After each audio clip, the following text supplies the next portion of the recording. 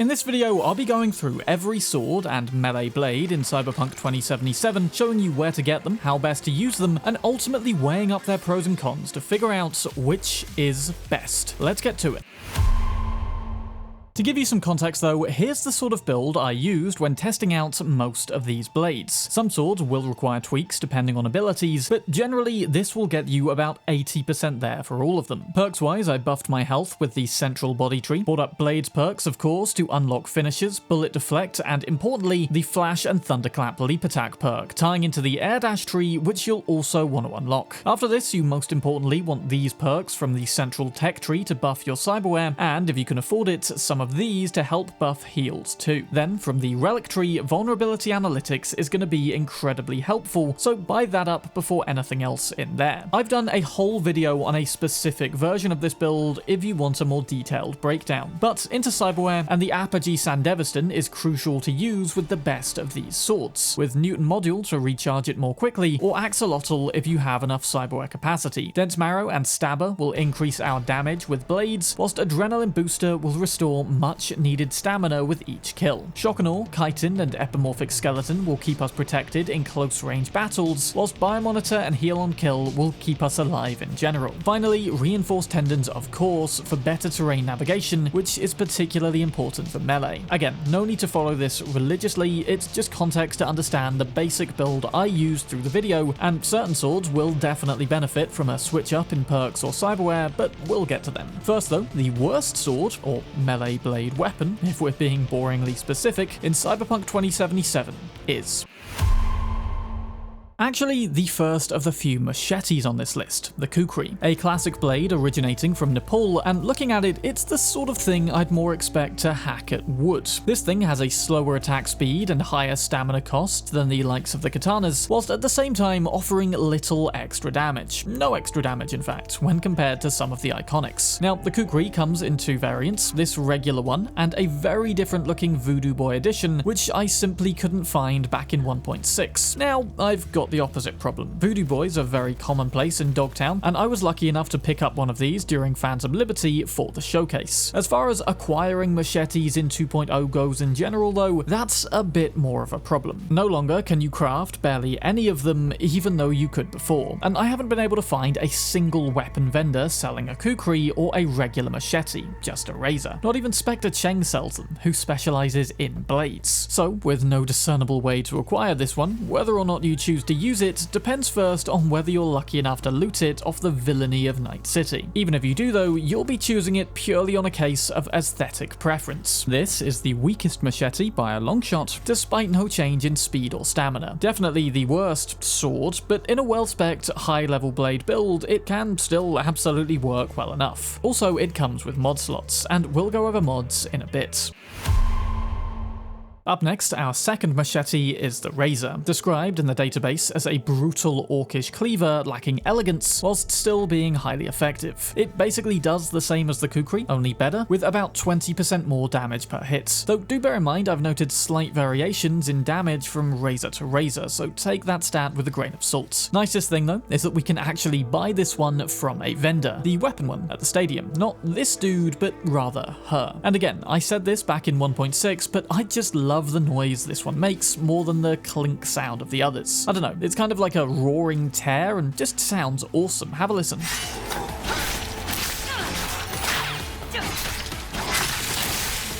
It may not be able to beat the regular machete on damage, but once you're high enough level, and any one of these will do, I'd probably pick this just simply because it's more satisfying to use. That, and you can actually get this one without relying on sheer luck. Also, a thing about machetes in general is they do come with their own unique finishes, which whilst not as elegant as katanas, certainly have a cool brutality about them. Anyone who wants to play a more savage, ferocious merc, you may very well want to pick this over a katana. It benefits from the blade perks all the same, and with the Cyclone melee mod, you can remove the triple combo limits and just endlessly hack away, kind of like Byakko, which is found way higher up the list. Though individual swings with a machete are still slower. We do, however, have an iconic variant of the Razor with a special ability coming up.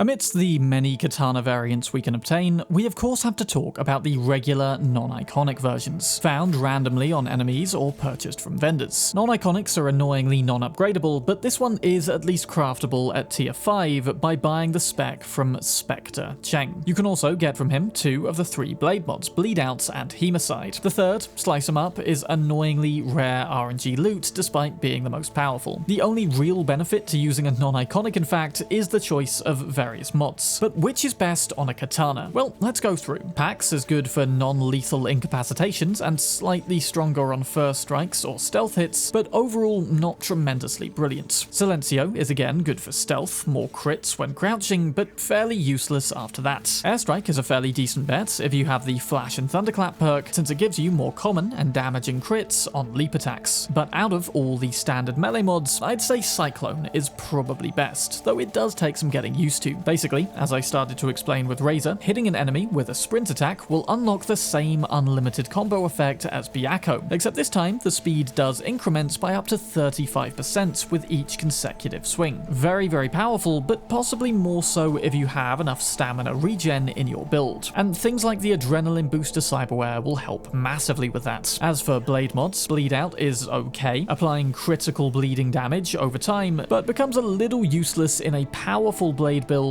since you'll be downing foes too quickly to notice. Case is the same for Hemicide. Increasing bleed time doesn't particularly matter as much when you're a mega powerful ninja, though they are both decent mods earlier on in the game, and I'd say for lacking anything better to just apply Bleed Out. However, if you're lucky enough to come across a Slice 'em Up mod, then that is absolutely the best one. It may say just a 20% extra susceptibility to finishes, but trust me, with this thing you're just going to be probably spamming F and going from finisher to finisher. I'd say that mod in particular actually would buff the katana up by several spots, but given how tricky and RNG that is to find compared to pretty much any of the iconics, katana is staying down here. Keep an eye out for that mod though, and give it a try if you have it.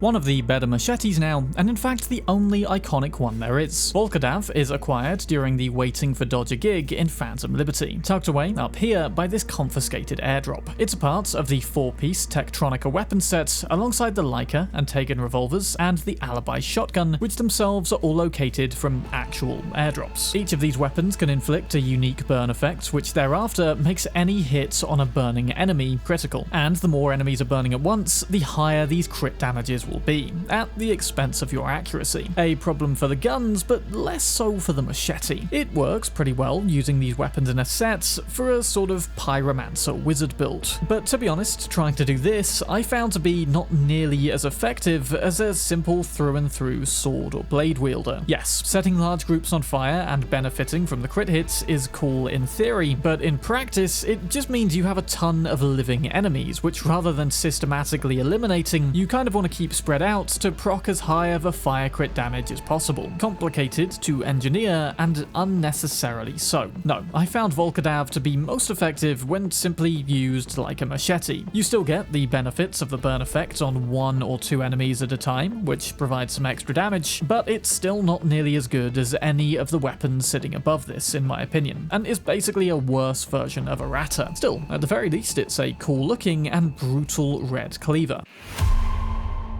Tsumetogi is acquired during Pisces and actually has the highest base damage out of all the katanas. Its position here then is probably proof that that is less important than the katana's special abilities. Our first introduction to this one, if you side with Maiko at least, is this, after which you can pull it from the chest of poor Hiromi Sato and continue to deal justice against the Tiger Claws, or just take it from the stand, either or. Whilst it does do higher damage though, its special abilities are a little less exciting than several of the other katanas. Firstly, it applies shock instead of bleed with a 25% chance, which is interesting but doesn't quite beat Scalpel, which has a 30% chance for the same effect. Otherwise, its non-standard attacks will deal a small amount of increased damage, i.e. block swings, sprinting strikes, leap or jump attacks, and anything from crouched, encouraging you to perform a range of bizarre movements to be slightly more effective, not nearly as brilliant as you can be with other katanas on the list. In fact, it can kind of work detrimentally mentally for boss fights, since there you're probably just better off laying in the regular attacks and not letting up. Of course, with a properly spec'd build, this matters less, and you can simply choose it on aesthetics if you like yellow handles. Just bear in mind there's a lot of far more optimal ones, which I found a lot easier to perform well with.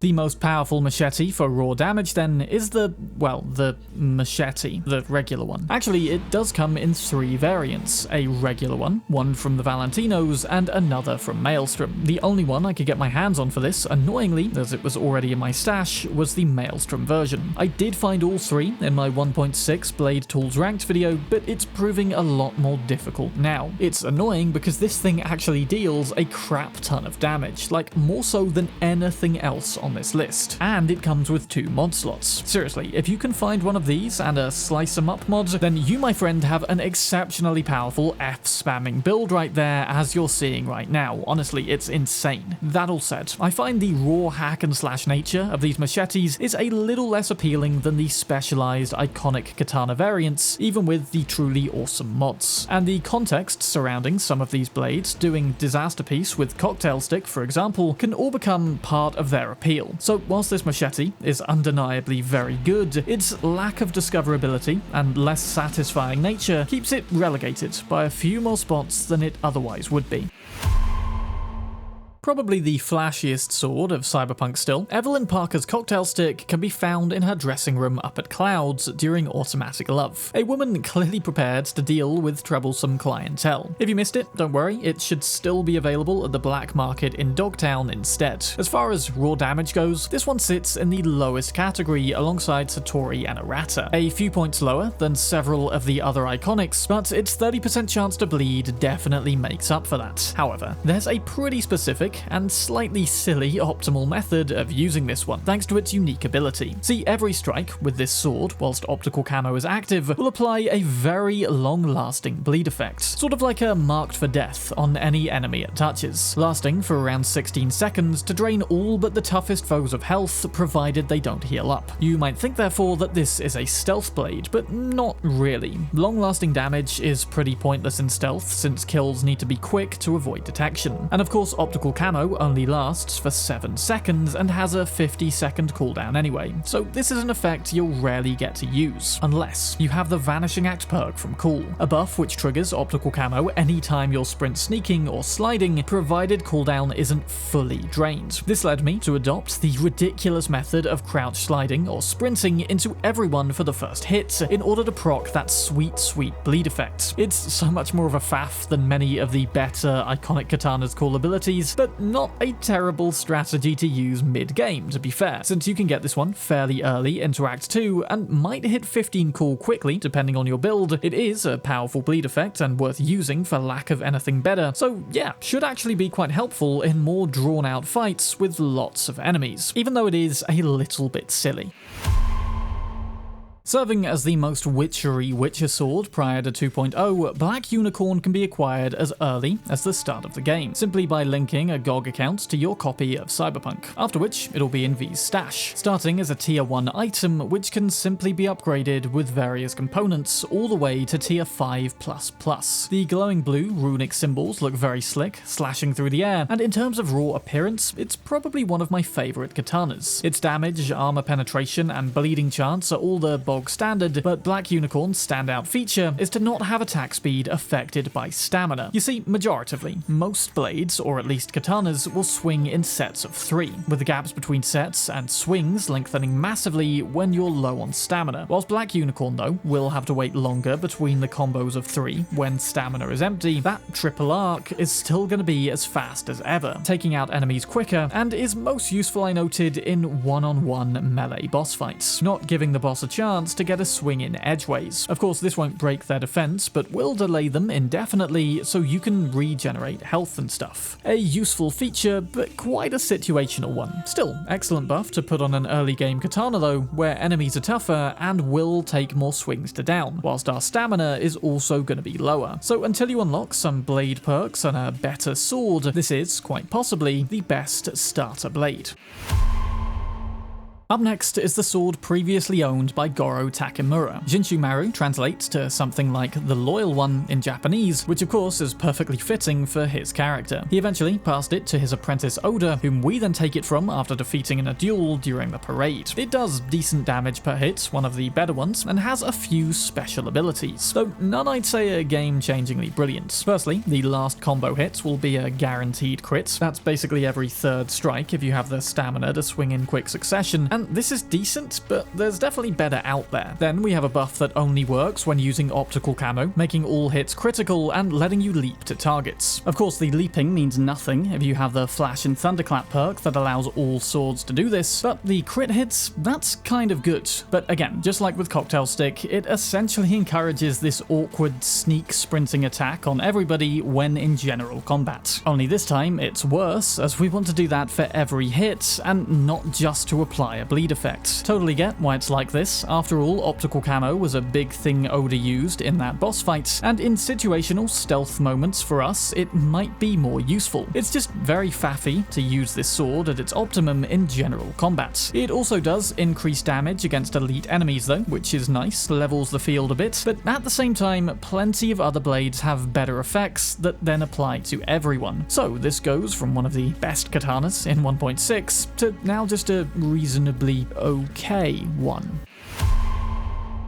I covered these in my arm cyberware video in more detail, but since they're technically swords for your arms and some of you guys have requested I include them, here's where I'd place the Mantis Blades. They can, after all, occupy their own 4th weapon slot, which is useful, keeps them out of the way, and you can choose between basic, thermal, electric, and toxic. They come with a very decent leap attack relic perk, which actually has more range than Flash and Thunderclap, whilst according to stats, they claim to have a pretty low damage, but higher speed. Personally, I haven't found this to be the case entirely. Leap attacks will afford 3 initial very quick swings, yes, but after this it'll be a continuous, albeit slow set of bladed arm throws. Maybe because it's continuous and not sets of 3, it does work out faster over time, but often these 3 swings from the katana are all you need anyway per enemy. And if sporting the likes of Byakko, for example, or something modded with Cyclone, that's gonna massively beat the speed of the Mantis Blades. And while some of the more highly ranked blades might not beat it on speed, they do have special abilities which can function better in the right build. And let's not forget that the Mantis Blades have lower damage per hit than anything else, even the Kukri. And for reasons that I again explained in the ARM Cyberware video, the other 3 ARM mods are all better in my opinion. Though, in fairness, none of this can take away from just how brilliantly cool the actual idea of Mantis Blades are. And if running around with little swords embedded in your arms makes you feel like a complete badass, then yeah, completely fair enough.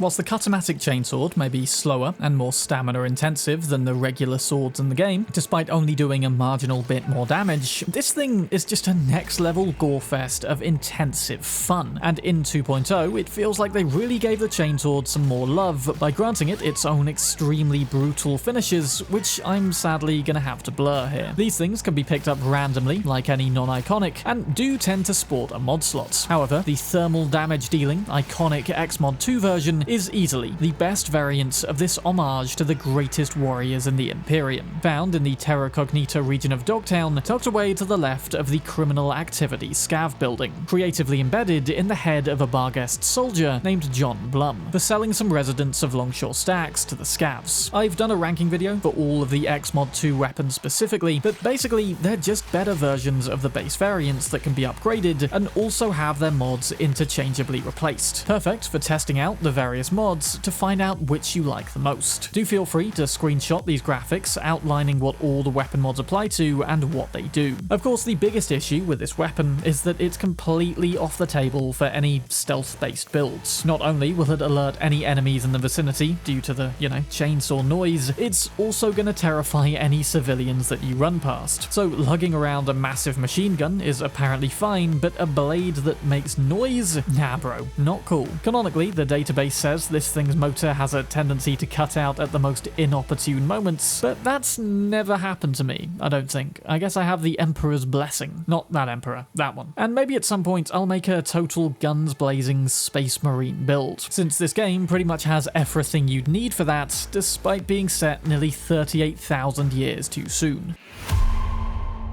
Okay, so the Butcher's Cleaver isn't technically a sword at all, but hear me out, because in 2.0 I'm now following the weapon mod groups to structure my videos. So for melee, it's divided into blades, blunt, and throwing weapons. Since Butcher's Cleaver is a knife but can't be thrown though, I figured this is where best to compare it, as a melee blade. And to be fair, it does benefit from the blade perks such as leap attacks and even deflecting bullets. So I feel like this is where it belongs. Anyway, you might expect with the length of this blade that the Butcher's Cleaver is super clunky to use in combat. I assure you, it is not. And despite attacking slower and draining more stamina than a katana, it does a huge chunk of extra damage and has a 40% chance to bleed, synergizing fantastically with the Cleaver's special ability of being bloodthirsty, swinging faster and using less stamina on any bleeding enemies, essentially giving it the grace of a katana in that case, albeit a much more deadly one. And this really reflected in combat, not only one-hitting weaker enemies on very hard, but also draining max stack of health quicker than I thought possible. Seriously, in the right build, like the Sandevistan one I devised for Byakko, this might actually be better for fighting max stack, and by extension I'd presume other bosses too. A very underrated little blade, which is good for more than just role-playing the demented butcher of Night City. As always, you can pick it up during Map Tan Palen after Placide uses it to butcher a chicken, one of the milder crimes that guy committed. If missed though, it will also be available later at the black market.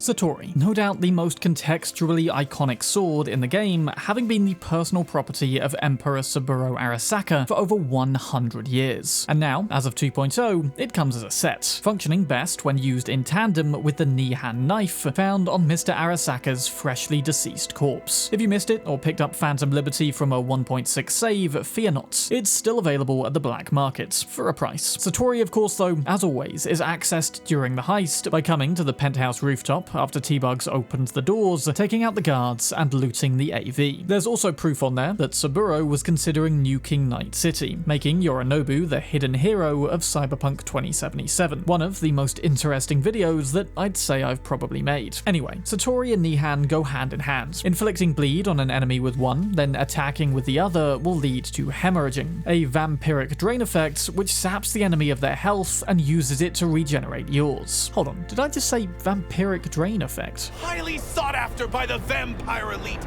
in Arasaka. It could transform Saburo's enemies into werewolves. Shit, maybe Saburo is a vampire, after all. I mean, that would explain the unnaturally long life too. Well, vampire or not, I've got to say, I'm absolutely loving these encouraged weapon pairings that we have now. We of course have Bald Eagle and Fang, probably a Cobra Kai reference, Pride and Prejudice, a reference to, well, probably something, I'm sure. And of course, these two, which compared side by side, actually look identical in design, foreshadowing perhaps the bond between Yorinobu and Saburo. Other than that, it does pretty low base damage, certainly not one of the heavy-hitting katanas anymore, and it's also got the sheath attack, which will always cause bleeding when used. It's a cool idea, but kind of annoying in practice, as it means constantly sheathing the weapon whenever using it. Still, bleeding still happens fairly often without it, and what I actually found worked better anyway was throwing Nihan at someone, then finishing them off with Satori to get hemorrhaging. It just makes more sense using the weapon with one attack first. So while Satori ranks highly for contextual purposes and creative ingenuity, it does kind of force you into a blade/throwing knife build to be used optimally, so a little less versatile than many of the other swords, but still very good.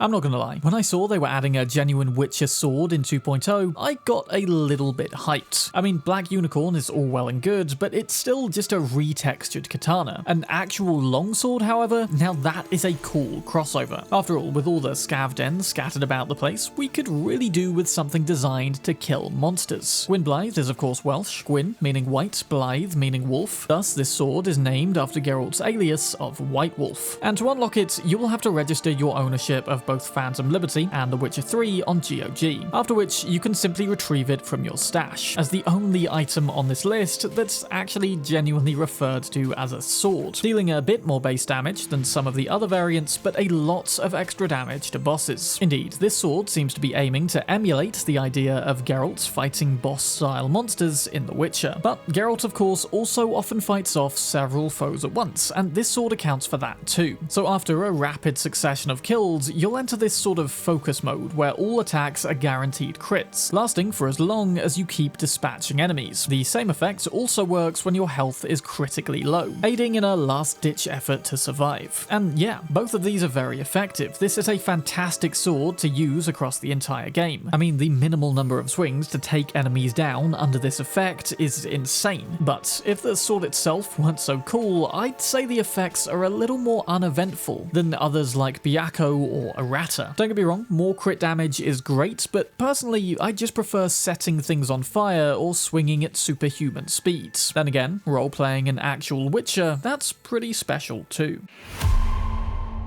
Is it a wonder that one of the best swords in the game is one from a quest that's a very direct reference to one of the best shows ever made? Actually, to be honest, of all the shows I'd expect to get a reference in Cyberpunk, The Office sits pretty low down. Basically, the first time you leave Rogue's booth in Act 2, you'll come face to face with Dennis Cranmer. That name is also a direct Witcher reference, but he doubles as a stand-in for Daryl from The Office, I suppose. And he'll send you to the Kabuki docks to procure a package, who is none other than Haryoshi Nishikata, a heart surgeon who stowed away to America on a boat after not saving a gang boss who died on the operating table. Sound familiar, Office fans? This dude is basically Hidetoshi Hasegawa from The Office, literally point for point, save for the offering a katana as thanks for his rescue maybe. Scalpel is a blade designed to operate with surgical precision, meaning that under the effect of a Sandevistan, crit chance is increased by 50% and will apply bleeding. Exceptionally powerful in a build where you can regenerate the Sandy quickly enough to use it endlessly. And in fact, I said in my Byakko speed build video that Scalpel is a better alternative in certain instances, with less speed but higher damage and better damage over time, making it especially effective against bosses. Using it in the smasher fights with a well-spec'd Sandevistan build should make him fairly simple to defeat, even on very hard. And even if the Sandy runs out, this one still applies a 30% chance to shock no matter what, so even better against mechanical enemies. What's more, the blue handle makes it actually resemble a surgical instrument. No doubt one of the flashiest designs in the game, and I mean, just look how easily I was able to take down Maxtac. All of the gameplay in this video is on very hard, by the way, and yes, I am using a very optimized build here, but still, definitely one of the blades of all time for Sandevistan users. Just don't use it to steal, rob, or kidnap the president's son, or you will end up like Prison Mike, eating nothing but gruel and becoming somebody's bitch. Added in 2.0, a blade that isn't quite a lightsaber, but certainly comes closer than probably anything else, with its glowing red edge. Errata can now be pulled out of the furnace during the Disaster Piece quest, and its burning hot properties never appear to diminish after that. Again, if you're picking up at Phantom Liberty, it'll also be at the black market, and despite being one of the coolest, or should I say hottest, looking swords in the entire game, it actually deals one of the lowest base damages still. Just like a lightsaber though, this thing doesn't bleed, but rather burns. A property that, to be fair, has spared multiple Sith who would otherwise have died. Though that certainly isn't the same in this game. This 30% burn effect does go further though, in that any burning enemies will then suffer critical damage when hit with this thing, doubly hastening their demise all the more quickly. Best of course against singular, strong enemies who are going to last long enough to really suffer these pairing effects. Though Errata can also be highly effective against crowds too if you bring along some incendiary grenades to proc that crit damage ahead of time, and if stacked with a Sandevistan, their 5 seconds of burning will feel a lot longer. Personally, I prefer the ridiculous speed afforded by Byakko, as it feels more Quicksilverish, I suppose. Though I cannot deny that Errata's effects probably make it a better all-round katana for both groups and solos, if used correctly. Of course, you could just switch them out according to the situation and get the best of all worlds, but still, it's been a fan favourite since it arrived and totally deserves to be, sitting perfectly in any flame-based build, and you can perform leap attacks with it without needing the flash and thunderclap perk. So maybe refund that if just using this sword. But after much deliberation and forethought, I think the sword champion of Cyberpunk 2077 ultimately has to remain the same. I won't pretend like Byakko is the best in all situations. Indeed, without first killing one enemy, it performs as nothing special, just a katana that can leap without flash and thunderclap. Against solos, you are likely better off taking Errata, Scalpel, if you have a Sandevistan, or even Gwynbleidd, hell, maybe the Butcher's Cleaver. But in any multi-foe combat scenario, this practically turns you into a human blender, if you can maintain the ridiculous speed that the sword unlocks. Now, we've noted the combo of 3 that swords generally swing in before having to take a pause, but not Byakko. No, take out one enemy and this thing will swing endlessly provided you have the stamina. That's why I'd recommend the Adrenaline Boost Cyberware to go with this, which restores a hefty amount of stamina on each kill. Basically, this is the centerpiece to my endless Sandevistan build video, and I stand by my reasons for picking it over the other blades. There's also the awesome factor of combining super speed swings with a general time slow to get in like, I don't know, 100 swings a second or something ridiculous. Not something I'd imagine you could match even with fire damage or more criticals. And this insane speed will synergize with the apogee to keep the charge of that at max, provided you're toggling it off when not engaged in direct combat with anyone. Just again, keep one of the previous 3 at least, or